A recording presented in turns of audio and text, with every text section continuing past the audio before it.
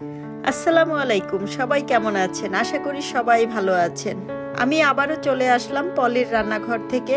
আজকে আপনাদের জন্য নিয়ে এসেছি একটি মজাদার চিংড়ি মাছের ভুনার রেসিপি। এখানে আমি একটা ফ্রাই প্যানে পরিমাণ মতো তেল দিয়ে দিচ্ছি। এখানে আমি 2 টেবিল চামচের মতো তেল দিয়েছি। এখানে আমি 2 কাপের মতো পেঁয়াজ দিয়ে দিলাম। পেঁয়াজটাকে মিডিয়াম আঁচে ভাজতে হবে। আমি পেঁয়াজটাকে মিডিয়াম আঁচে রেখে হালকাভাবে নেড়েচেড়ে ভেজে নিচ্ছি। পেঁয়াজটা আমার মোটামুটি ভাজা হয়ে গেছে। এখন আমি এই হালকা ভেজে রাখা পেঁয়াজের মধ্যে চিংড়ি মাছগুলোকে দিয়ে দিব।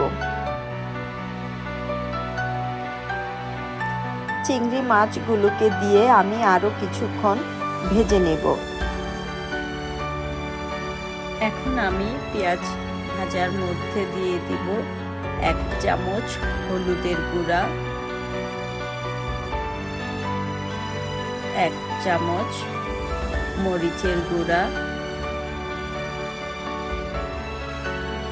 1 চামচ ধনিয়ার গুঁড়া, 1/2 চামচ জিরার গুঁড়া, আর দিয়ে দিচ্ছি পরিমাণ মতো লবণ।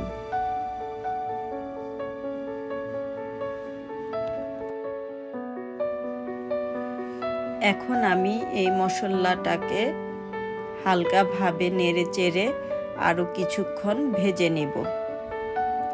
এই ভিডিওটি যদি আপনাদের ভালো লাগে অবশ্যই একটি লাইক ও শেয়ার করে দিবেন।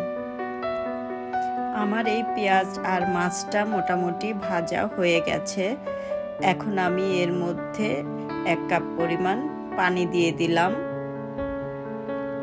পানিটা দিয়ে আমি আরো কিছুক্ষণ নেড়েচেড়ে ঢাকনা দিয়ে ঢেকে দিলাম। ঢাকনা দিয়ে ঢেকে আমি 10 মিনিটের মতো জাল করে নেব। এখন আমি এর মধ্যে 5-6টা কাঁচামরিচ দিয়ে দিলাম।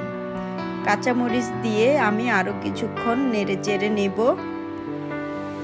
আমি ঝোলটা টানার জন্য আরো কিছুক্ষণ ঢেকে রান্না করে নেব। আমার রান্নাটা এখন প্রায় শেষের দিকে। এই পর্যায়ে আমি কিছু ধনেপাতা কুচি দিয়ে দিব। এখন আমি আর 4-5 মিনিটের মতো ধনেপাতা দিয়ে আমি আর 4-5 মিনিটের মতো ঢেকে অল্প আঁচে জাল করে নেব। এখন আমার রান্নাটা শেষ। পরিবেশন করার জন্য আমি একটা বাটিতে তুলে নিলাম। আপনারা এই মজাদার রেসিপিটি অবশ্যই বাসায় একবার করে দেখবেন আর আমাকে কমেন্ট বক্সে জানাবেন যে আপনাদের রান্নাটা কেমন হয়েছে।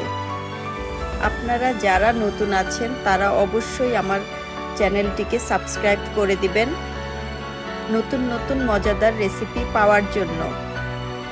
আপনাদের সবাইকে অনেক অনেক ধন্যবাদ। সবাই ভালো থাকবেন। আল্লাহ হাফেজ।